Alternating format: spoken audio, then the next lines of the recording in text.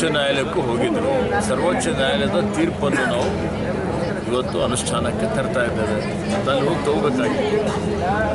ಯಾವುದೇ ರೀತಿಯ ವೈಯಕ್ತಿಕ ಆಗಲಿ ಅಥವಾ ನೇರವಾಗಿ ಇವತ್ತು ದೇಶ ರಾಜಕಾರಣ ಆಗಲಿ ನಾವು ಮಾಡುವಂಥವರೆಲ್ಲ ಕಾನೂನುಬದ್ಧವಾಗಿ ಕ್ರಮಬದ್ಧವಾಗಿ ನಾವು ಕ್ರಮವನ್ನು ತೆಗೆದುಕೊಳ್ತೇವೆ.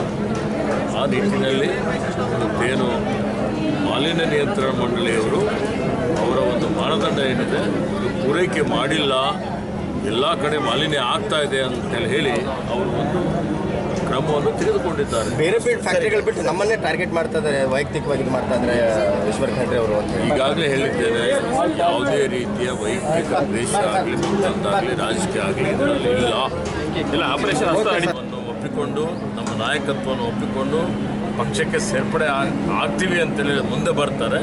ಪಕ್ಷದ ವರಿಷ್ಠರ ಅದ್ರ ಬಗ್ಗೆ ತೀರ್ಮಾನ ಮಾಡ್ತಾರೆ.